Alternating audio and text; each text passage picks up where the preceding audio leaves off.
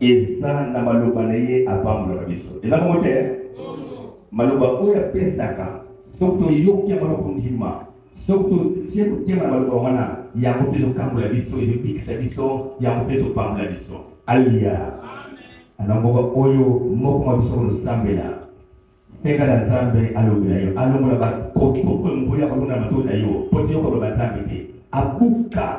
ibanga mute ngunya lona mutema yo poto kondimela bako na Nzambe te peko senga na Nzambe abuka nyonso wana biso na kongos masia. Amen.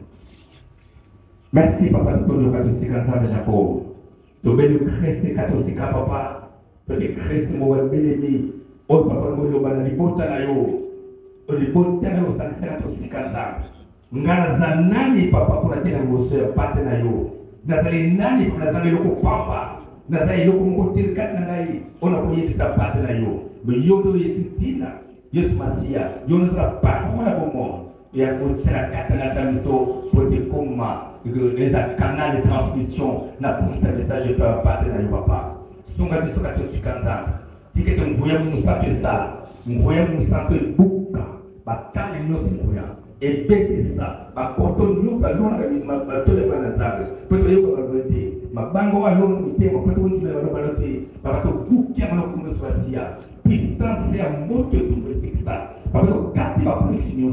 nyoso akoto contact avec le monde extérieur to kati bato sika to senge papa ngwesa ba pesi sma tuyoka pesi sma tubomba pesi Nzambe so mulito sala mala ko pesi sma sika na komba tata mali mustanto. Amen. Amen. Alléluia. Amen. To bétris que son beaucoup makasi.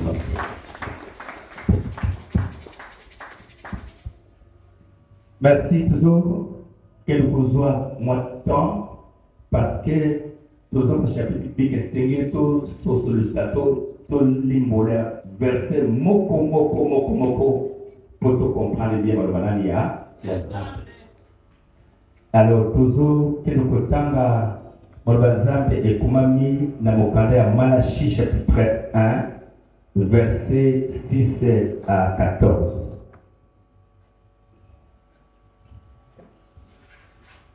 Totelemi tanguta ngolo Nzambe.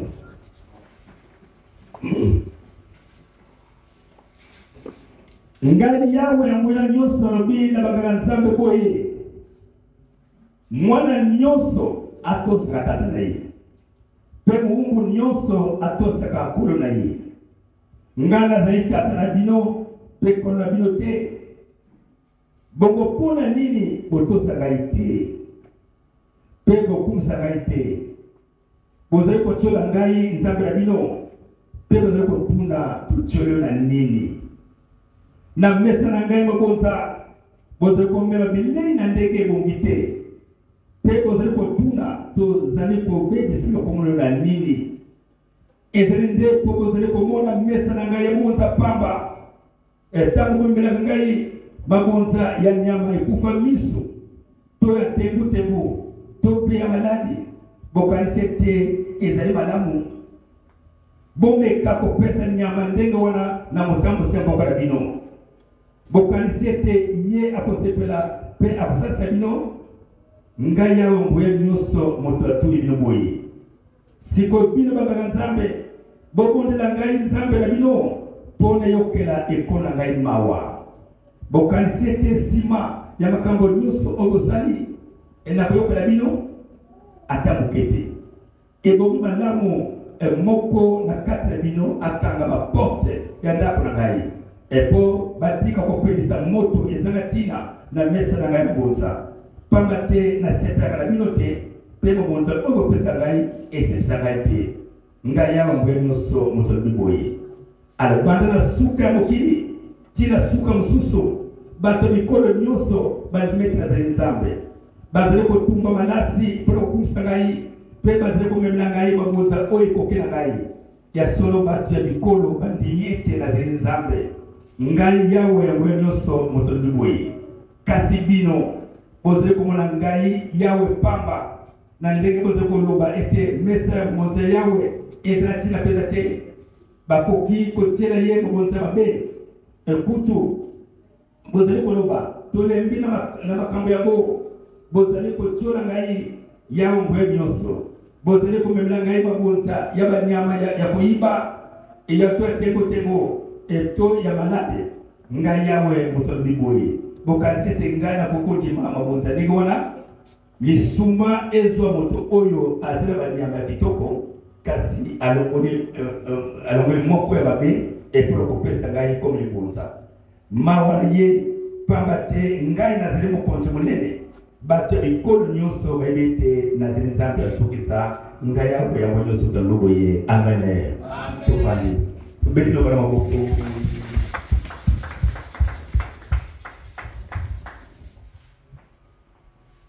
tozo kelikuza oxygène bisezeli toluka kopesa mabonza oyo esekisana oyo nzambe alingaka aleluya ezala mabonza oyo nzambe alingaka eseki topesa lolenge ya lingeli aleluya mais soki topesa lolenge ya lingeli te moyesepesa nzambe eza te alors soki tomotanga verset moko sosola ni nzambe ngaloba verset 6 abi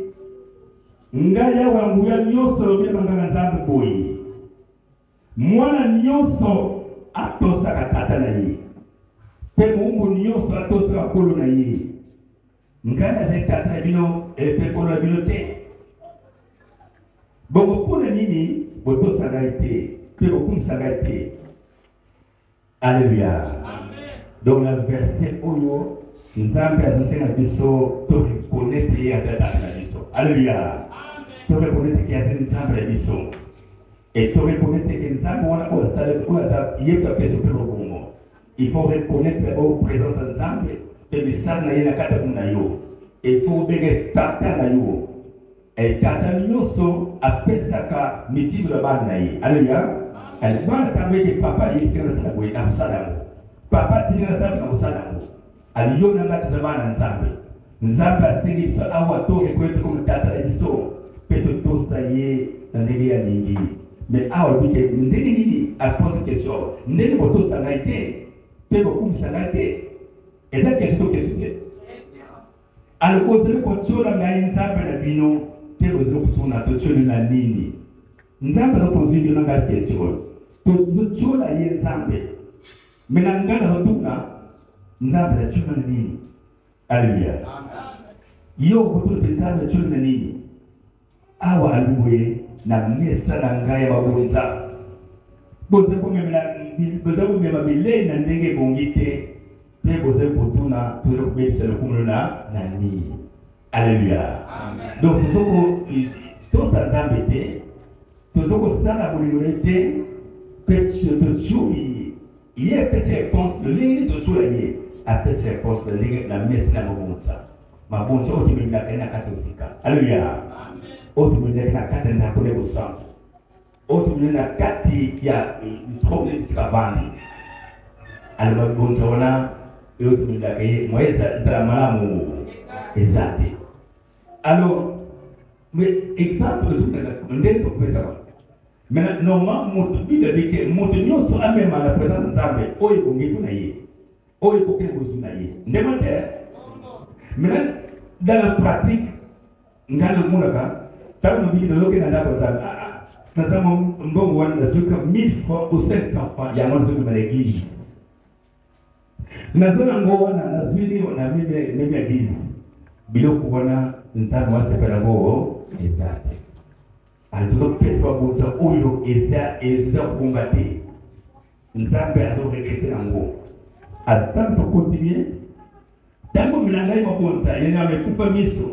toi tengu paye maladi bokalisete ezali malamu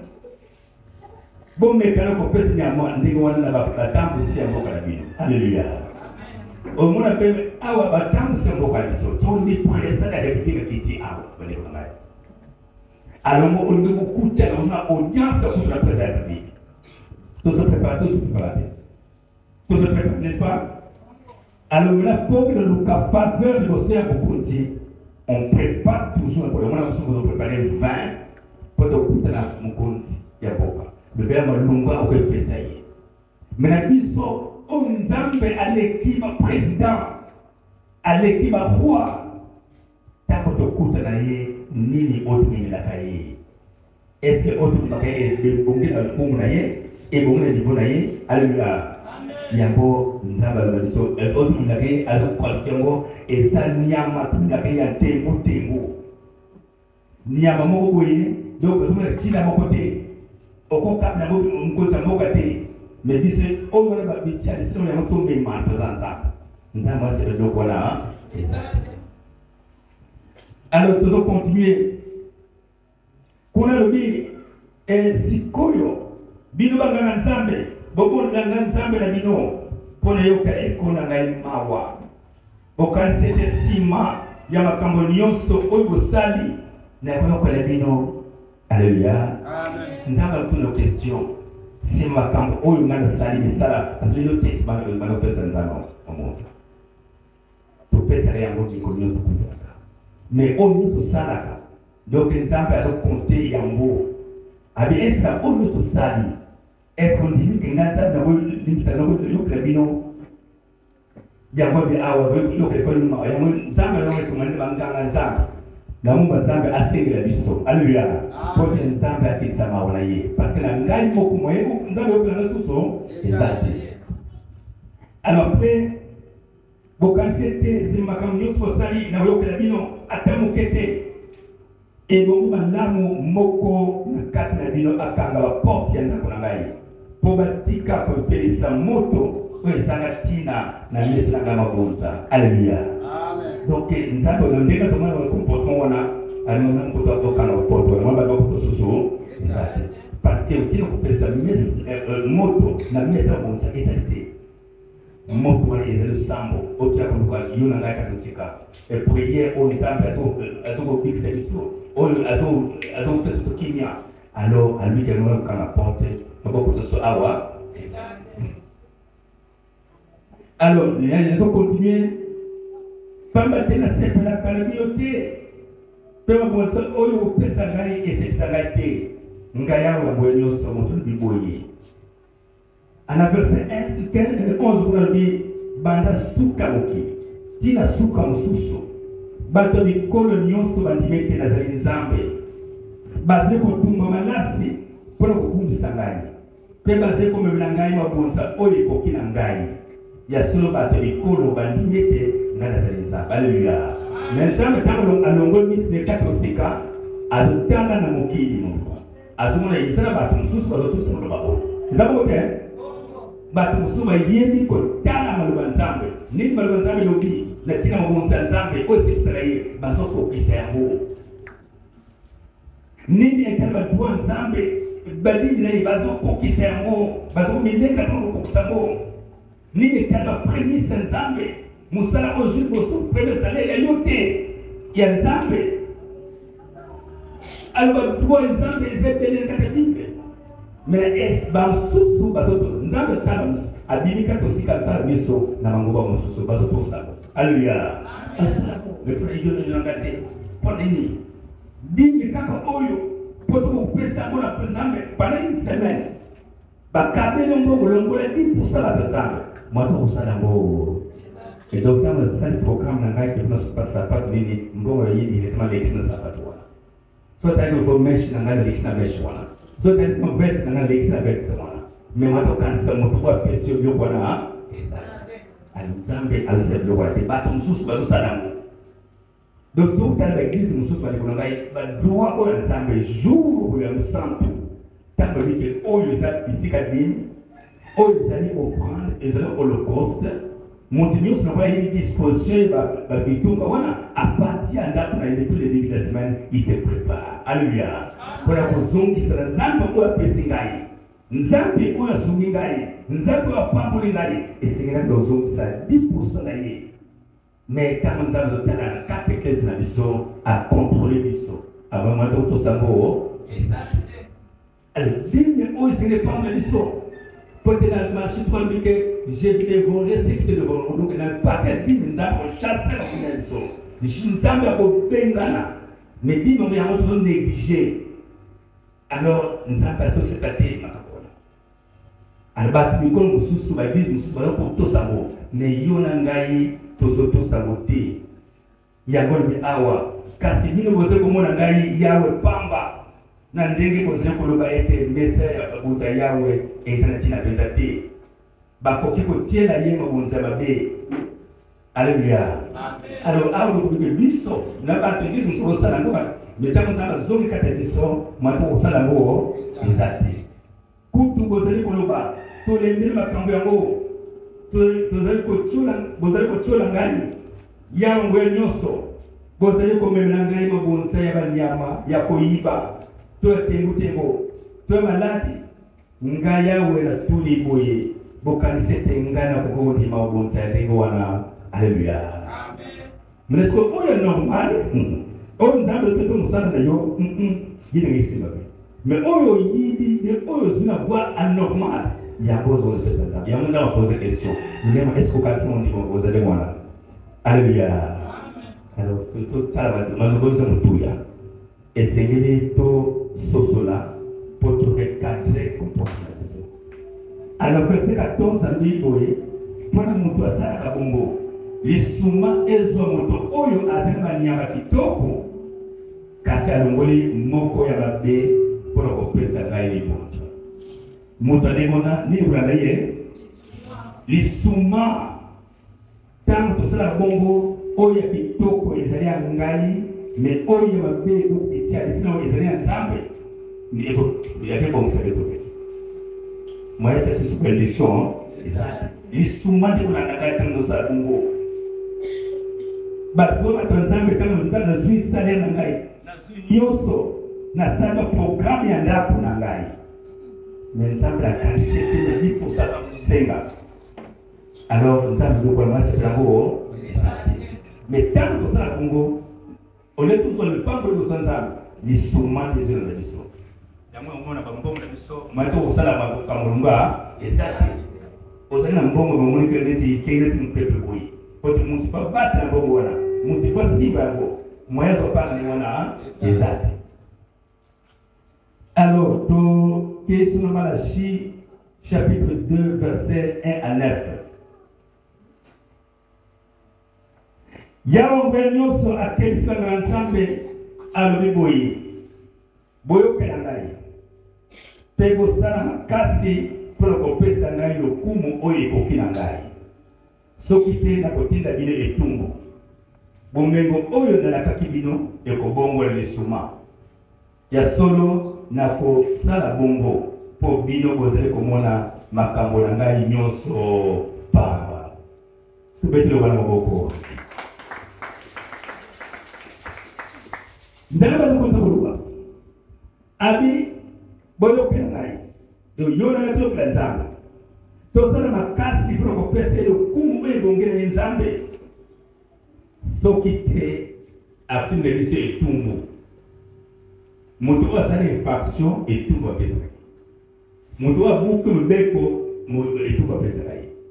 alo lisusu awa bomengo oyo alakaki bino sino mpe bobongola lisuma. Alléluia. Donc tant que la présence de Nzambe tant que la katosika en tout cas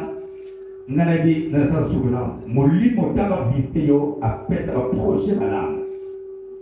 alaki akupesa malamu alaki akupambola yo alaki akupesa mibala alaki akupesa musala mais pour il a pour ekokisama esengeli tutosa oyo Nzambe tutosa to Nzambe soki santos batwa nzambe te mwata kozwa makambo na yaloba nyonso alakaki biso ebongo lisuma na sans service ko mungu nzambe azali problème te me moto abisala nzambe eza problème nani nzambe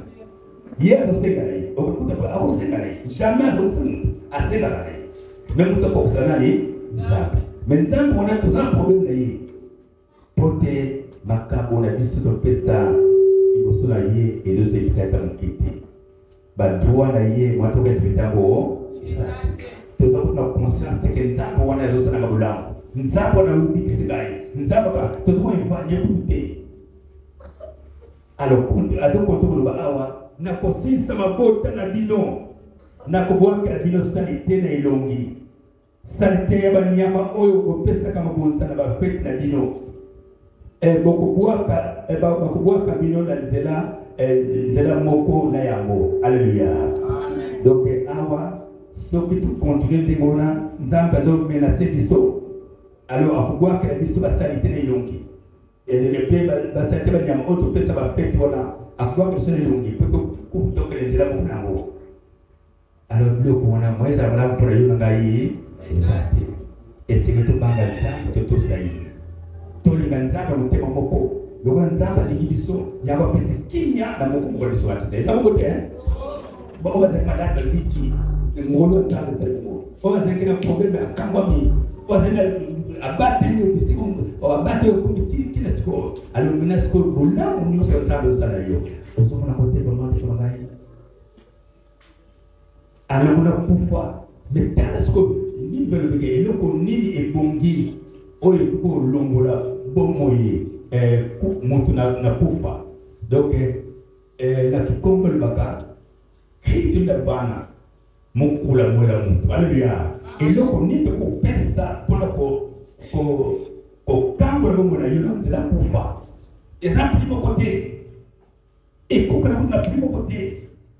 donc oza capable kotala misala oyo nzambe asali na vie na yo na kati bongo na yo na kati libota na yo ozwi likabo sans réfléchir obele oyo nani eza nani ya nzambe tobeteli wana moboko ngai yawe yango nyonso lobi bokoyeba ete nazali engai moto nakebisi bino mpona batela boyokani oyo nasala na balevi ya libota na ye alleluya alors libota alliance asalaki nayoka na boyokani wana nasalaki balevi nalakaki bango bomoi mpe bolamu nzokande bango balakaki ngai botosi alleluya donc nde toza awa yuna na tosala alliance na nzambe dabolamu nzambe asomba biso kosomba na makila na ye alleluya asombi yo oye na likatisa problème na yo asili nzambe asili mpo kozala ngo katozika donc oyo alliance kosala nzambe wana kobeke banda mkolelo oyo nzambe oyo mwana tika ye eza te alors na kati alliance wana nzambe alaki kopesa yo bomoi mpe bolamu tozomona ngo te tozomona ngo te babina biso ye par na ye akokisa azokokisa ngo mais siko par ya biso bato ezali botosi tobeli moboko botosi alors yango nde alliance asalaki na balevi ona yo na ngai de ye nzambe po akundala biso apesa biso bomoi nzambe po apesa biso bolamu ye po par na ye osala mais par na biso ya kotosa oyo ezola biso mpona kokonzala ye mwata kokosala ngo ezati donc biso nde toza logique te liboso ya nzambe par rapport alliance totie na nzambe alors ngai nakokisaki elaka na ngai bango mpe bazalaki kotosa ngai nzambe na bango bazali koteya kobela na teya solo babimisaki ata liloba moko te elokuta bazali kosala ngai na bosembo nyonso mpe babongolaki mitema ya bato mingi oyo bazalaki kosala mabe oyo banganga nzambe bato butu moi papa Jacob aloteya biso ndenge te même ata nzoto eza ndenge nini ngai même ata sante ezobina se ndenge nini mais oyo ya nzambe wapesi bakongisa ngo biso alleluya aza tout temps disponible ateya biso butu moi maloba nzambe yango ateya biso kaka oyo te na l'église nyonso yango wana opesa alobela sikoyo bangi azosala mpana na ye mena baoyo bakotosa tokolongola motambo mais soki moto atosi te mwa problème na ye eza te problème na yo moko na nzambe na ye ya solo mosala banganga nzambe ezali kolakisa bato bayeba nzambe ngai nzambe bato bayaka epa na bango mpona koyeba ndenge basengeli kosala pamba te bango bazali batuma na ngai yawe ya nguya nyonso alleluya donc kosala banganga nzambe ezali balakisa biso ndenge koyeba nani nzambe ndenge koyeba nzambe c'est simple lobiko oyo ozwi nango euti epa nani ya nzambe donc do reconnaître nzambe asali donc asali toma mpo te nzambe apesa lobiko wana asali ye mpo te kozwa kinga kati na yo asali ye mpo kozwa solution problème na yo alors ezali ndenge koreaction ke nzambe azali alleluya soki problème eza compliqué bato ka mosusu yambaka tosika compliqué, désespéré. Mais tant qu'on y est, quand nous avons un chapeau, à tel ici, de toi. Madame, nous avons chassé musique. Alléluia. Alors, moi, je sais pour la pista que nous avons à Azali. Alors, nous devons comprendre que nous avons un Azali Awa. Mais nous avons des Yepazoba. Et c'est que nous avons tous ça, malheureusement, nous avons alors, après, kasi bino banga nzambe botiki nzela wana matela bino bongisi bato bele bokomi boyokani ngai na bino ngai yawe yango nyonso moto biboye bongo ngai nakosala ete ekole mobimba Israeli na bino alléluia mais eza bato mosusu bazokotisa bana nzambe wapi na here abazoba balingaka nzambe mosusu batiki nzela badela ya zaka ya otomona babi place mosusu olinga te bino vérité ya Christ il faut que bino parole ezali d'abord bazoluka batere na baboko mais biso avant ezala na baboko exact awa vraiment nzambe ate biso parole ndenge ezali alors pour que moto oyo nyonso tosi ndenge maloba nzambe esenge nzambe apambola ye moto nyonso oyo arespecte bato bato nzambe nzambe akovisite ye mais moto oyo néglige bato ya nzambe ayevisite ye alo yango balebula ngai awa eza likambo moko bolingo na nzambe balebula so olingi nzambe motema moko antuka balebula ngai tasenga ntango tozala naopesa nzambe ntango nzambe osupropriété awa kati ya bible osomona même maman moko bazoteka pesa obonza maman azala 2 pièces d'argent na kati ya ndako na ye oyo bongaki mpona kosopa lipa polia mase aseplike bakanisi kolambo wa nzambe alingi nzambe motema moko atokumbule 2 pièces de mono wana amemi yango na etonga alleluya yesu masi ataka kotala amoni bato mbongo bapesi mais moto alingi kopesa bango nyonso na ezali mama wana 2 pièces mpona nini yango nde ezalaki na ye apote wana ni nzambe donc nzambe ntango tali kolambo na ye ntango tali nzambe kokamwa na kati ya na yo na kati bota na yo oza na kalke osala ete oza na calcul te malgré ce privé nzambe wana ozwa alors yango nde awa balebula ngai nzambe aluna biso ala bolingo oyo ya nzambe yango ezala boye soki moto alingi bana na ye bongo ozosala mpona basi mpona bana na biso mpona bota biso bongo te almesko soki moto alingi tata na ye mama na ye mwana na ye koleka ngai nzambe bolingo ya nzambe kati na ngai moi ezala balamu totanga na Matthieu 10 verset 37